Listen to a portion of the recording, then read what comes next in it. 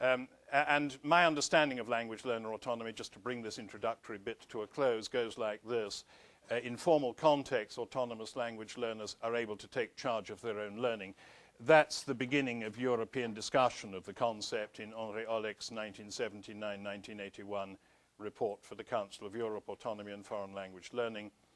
They develop a capacity for detachment, critical reflection, decision-making, and independent action. In other words, they can pull back from their learning and frequently do and have to do in order to carry it forward. They can manage the affective dimension of their learning experience to their motivational advantage. And very important, they become more autonomous in language learning as they become more autonomous in language use and the other way around. If it's true, and I believe it to be so, that language use, especially attempts at spontaneous language use, pursuing a personal agenda, is central to effective language learning, then the scope of one's autonomy as a language user is always going to constrain the scope of one's autonomy as a language learner. There's a lot of nonsense believed, of course, about this notion of learner autonomy, especially that it's a complete free-for-all. That classroom isn't a free-for-all by any manner of means. The teacher doesn't for one moment lose control. There's a sense in which she's always, if you like, pulling the strings. But this business of independence being balanced by dependence and interdependence is something that, in terms of the pedagogical understanding of learner autonomy, has taken a long time for many people to understand. And like the acquisition of language, the development of learner autonomy depends on social interaction. I mean, the idea that autonomous learners are the ones who go off in the corner and do things on their own, which is, of course, associated with self-access and language labs and computer networks, is not part of any of this. And that's making the same point, that autonomous learners do things for themselves, and we can see plenty of evidence in that video, but they may or may not do things on their own. Clearly, the teacher has an indispensable role to play in all of this, and for me, it comes down to three interacting pedagogical principles. The business of learner involvement. We've got to find ways of engaging learners in the planning, monitoring, and evaluating of their own learning. As an extension of that, we have to help them to reflect continuously on the process and content of learning and to engage in regular self-assessment. And thirdly, target language use. We have to ensure that the target language is the medium as well as the goal of all learning, including the reflective component. You can see how when in the fourth section of that video they had to write comments on today's work, there was no question of do that in Danish. Their comments were comments that were going to be pitched at the level of what they could express in English. Those three principles seem to me to be interacting perspectives on one and the same complex phenomenon. That's a little bit of my life history, and I came to think of the ELP as a tool that could further that kind of approach to second language pedagogy. And I'm going to be sharing with you, as we go through the day, different implementation projects with the European language portfolio, which in different contexts with learners of different ages and at different stages is always shaped by an attempt to enact those three principles. I've explained where I come from and how my notion of what you have to do in classrooms in order to get people to learn language has developed. Let me now start trying to link that up with, first of all, the Common European Framework of Reference and then the ELP. I want to do that first in this session. Then I want to ask you to reflect a little, and then I want to talk about the design and implementation of the first of the ELPs that we brought forward for validation from Ireland. So, first of all, the Common European Framework of Reference. It was developed, note, as it tells us on page 1, to provide a common basis for the elaboration of language syllabuses, curriculum guidelines, examinations, textbooks, etc. across Europe. It wasn't, that is to say, designed primarily to allow language testing agencies to make claims about their various tests against a common European metric. That was one of the possibilities. It is the one that has been most energetically taken up to date.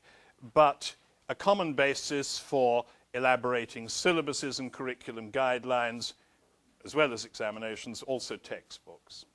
As you probably know, the framework is a complex descriptive apparatus for specifying second language proficiency at 6 levels in relation to these 5 communicative activities: listening and reading, spoken interaction and spoken production, and writing.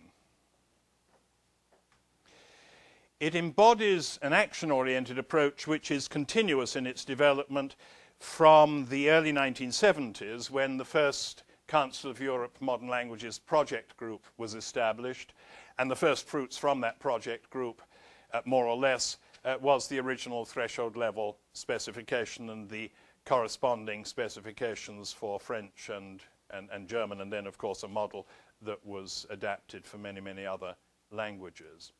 As far as the framework is concerned, the action-oriented approach goes like this. We use language to perform communicative acts, which may be external and social, communicating with other people, or internal and private, communicating with ourselves. That second thing is on the whole overlooked in discussion of the framework and its action-oriented approach. Communicative acts comprise language activity, which is divided into 4 kinds: reception, production, interaction, and mediation.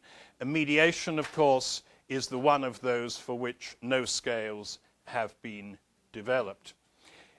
When the framework was going through its second revision and there were still no scales for mediation, the response to inquiries about them tended to be, well, we'll perhaps add them on later. I don't think that is now going to happen because things have taken a different direction. In order to engage in language activity, we draw on our communicative language competence. Now, with these 3 bullet points, we're embracing the 2 perspectives which in the framework are covered by chapters 4 and 5. Chapter 4 focuses on communicative behavior, getting things done through communication.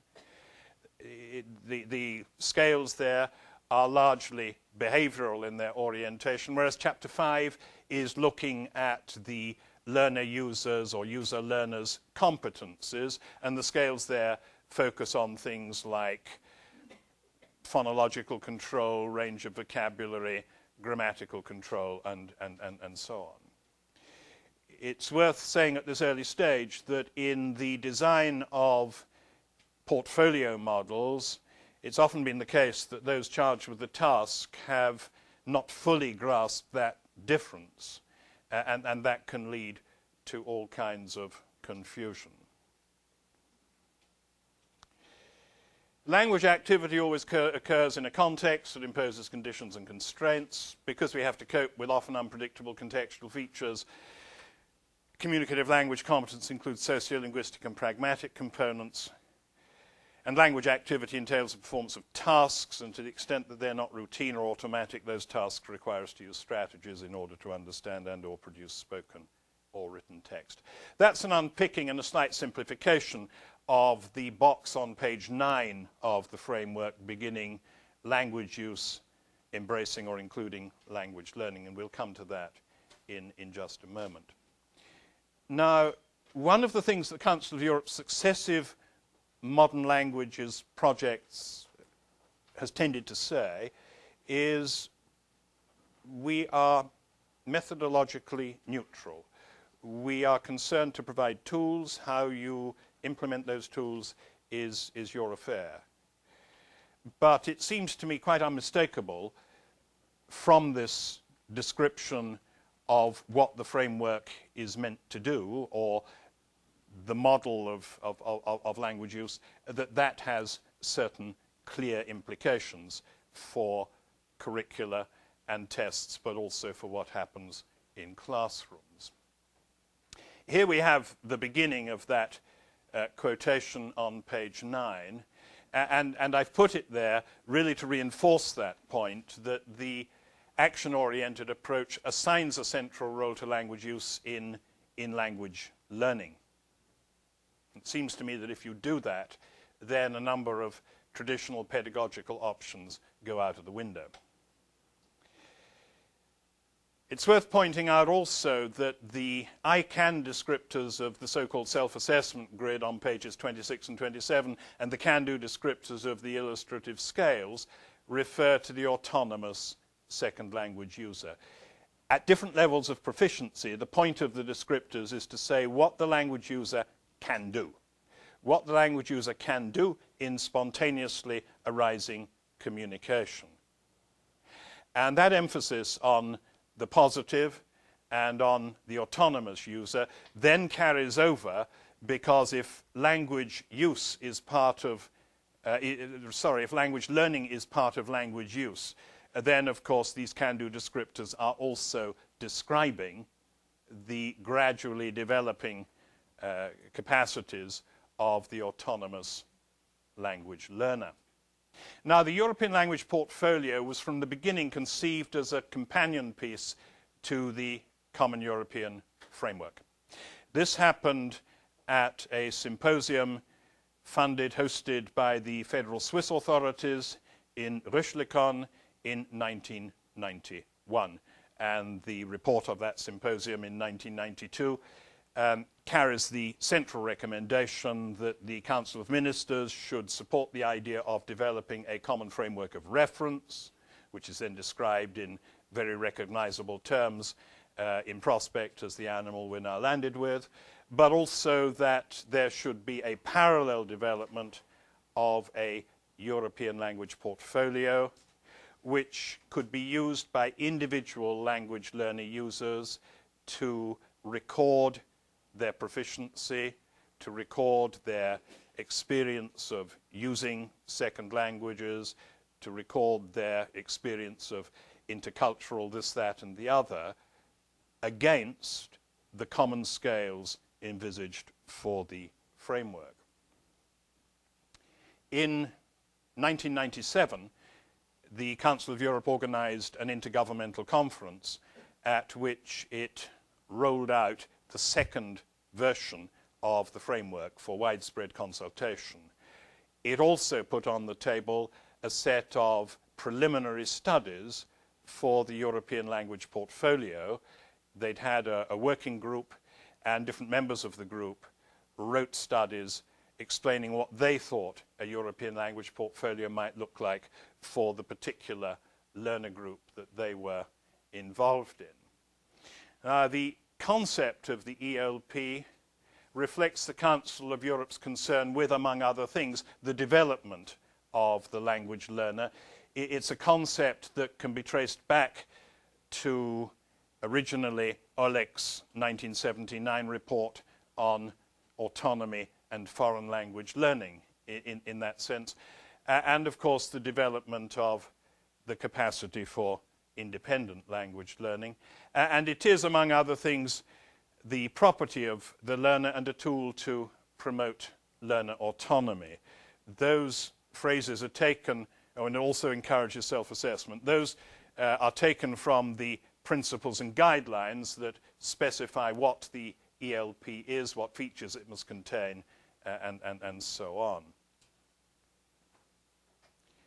In the report on the Röschlikon Symposium, there is a detectable bias towards the notion of a portfolio as a recording instrument, something that enables a person proficient in one or more languages other than L1 to record that proficiency on the basis of self-assessment. In this dimension, the portfolio was a solution to a problem that the Council of Europe has been grappling with for several decades, which is how do we establish comparabilities between the different systems of grading and certification from one member state to another. Back in the 1970s, there was the famous unit credit system that was designed to do that, but that never secured sufficient support from member states really to go anywhere directly. The portfolio was thought of perhaps in the early stages as a way of getting around that, and in the Rüschlikon description, the idea of something which documents, which records proficiency, was much more evident than the idea of something that can be a dynamic to drive portfolio-based learning. I'm sure I'm going to say a lot more as the day goes on about self-assessment. I think it's probably sufficient at this stage just to make the point that if you start with the idea of the portfolio as a recording instrument, self-assessment is likely to be problematic. If, on the other hand, you've been using the portfolio also as a basis for learning and teaching, and you've been using it to try to develop classroom dynamics that are close relatives of what I showed you in the Hannah Thompson video, then self-assessment is a habit of mind. Self-assessment encompasses the whole range of reflective activity. It isn't simply a matter of the learner sitting down individually with a checklist and saying, I can do this, I can't do that. Self-assessment is fully implicated in planning learning, in monitoring the progress of learning, as well as helping to evaluate learning outcomes. And from a very early stage in the pilot projects, it became clear that if the ELP was ever going to develop a useful reporting or documentary function, it would only do so on the basis of first having developed a sensible pedagogical function. Now, as I'm sure you know, the ELP has three obligatory components: a language passport, a language biography, and a dossier.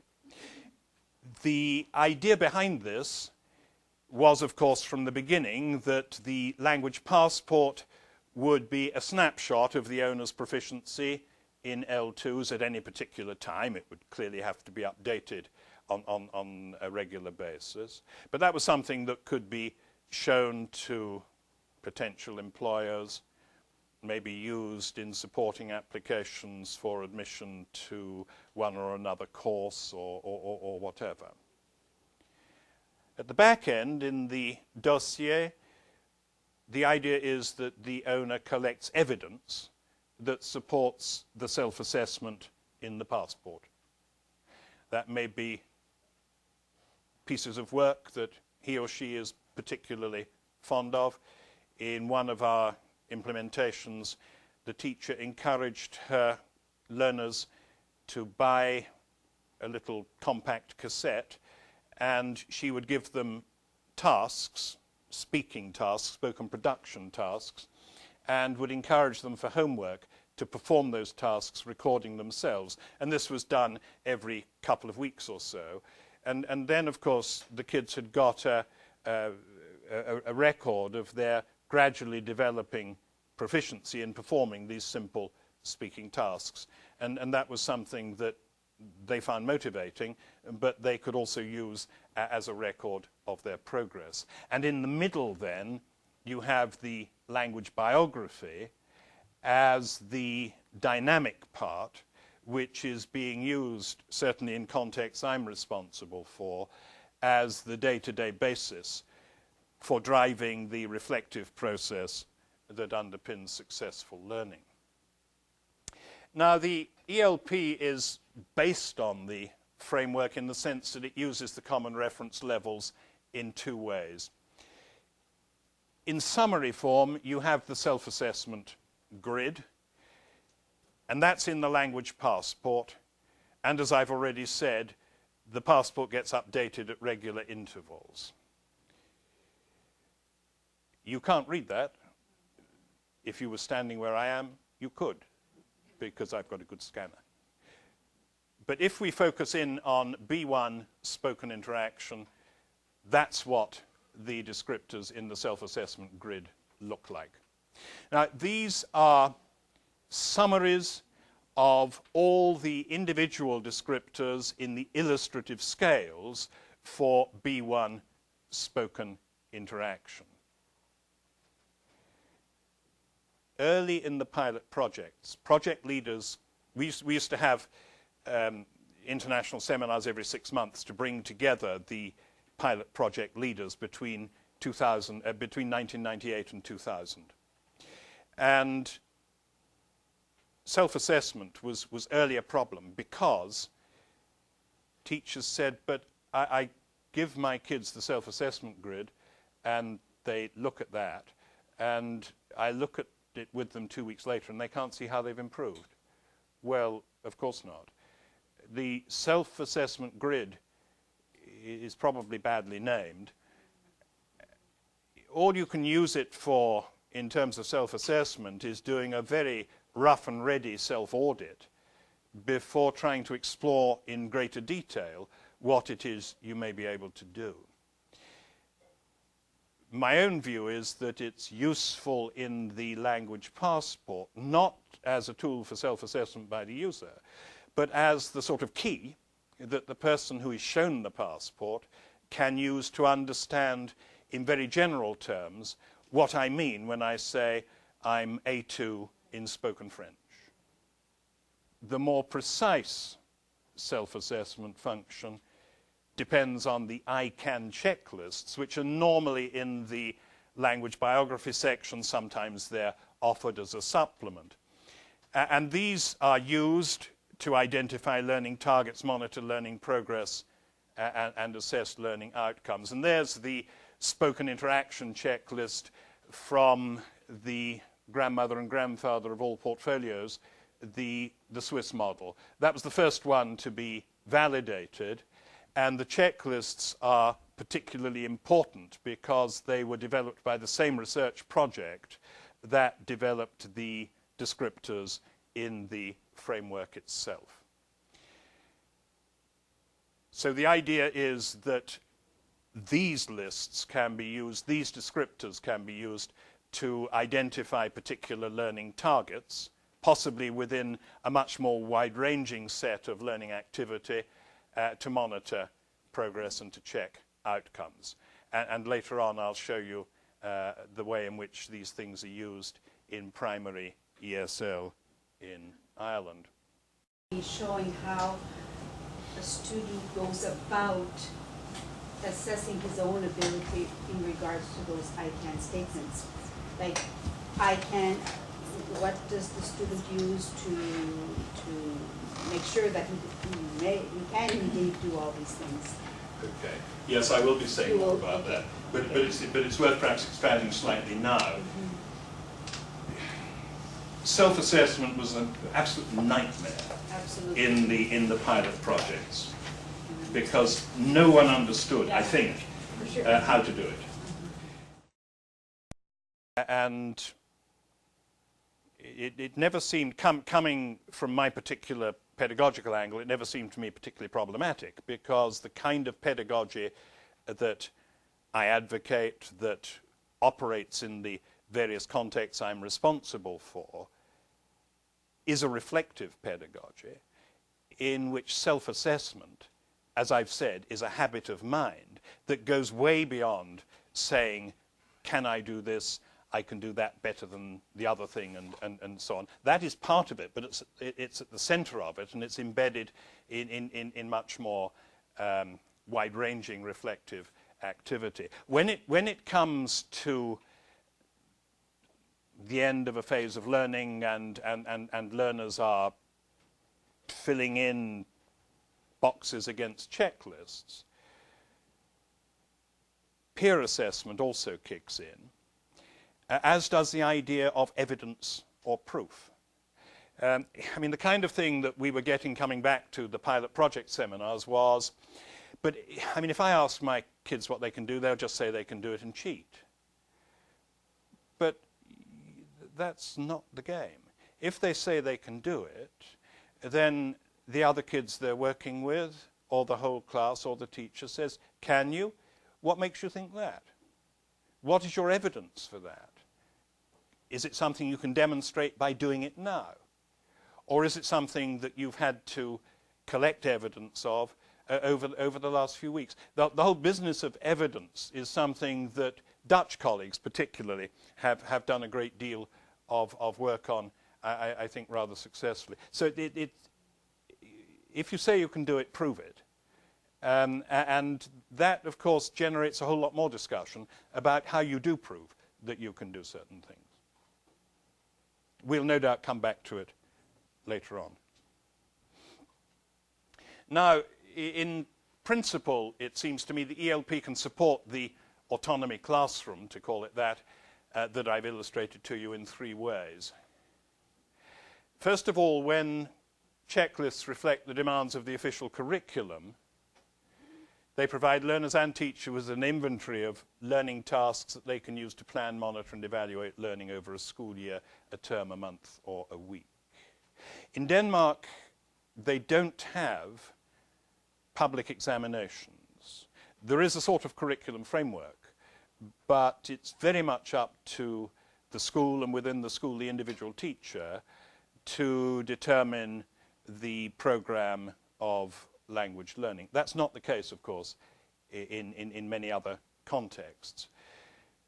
When you can translate your official curriculum into can-do or I can statements, then I think you've got a tool for mediating the curriculum quite directly to learners. Again, that's something I'll illustrate later in the day.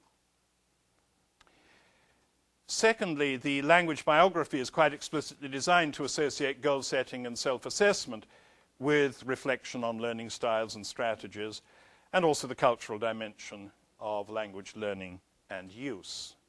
So that is intended to do the same kind of things as the learning log or journal or diary or whatever it was Hannah Thompson's kids had, but to do it within a pre-established framework which is linked the whole time to the scales of proficiency in the Common European Framework.